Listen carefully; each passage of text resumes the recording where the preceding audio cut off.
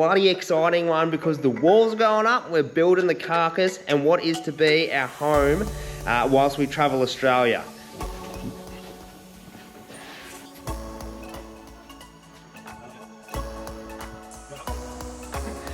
Where do the boys get the supervising role from? Not me.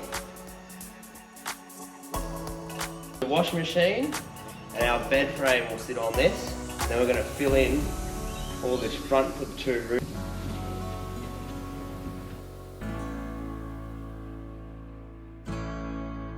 You're a tradie if ever I've seen one. Look, you got the wife beater, the footy shorts and the thongs.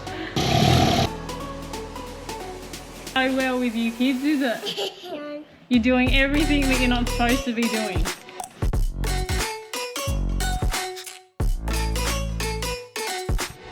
Alright, it's time for the roof.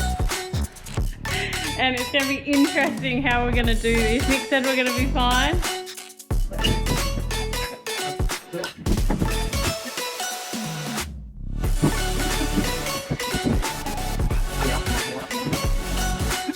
This is our home. It is our home. She's little. I don't know how we're all going to fit, but we're going to make it work. We are.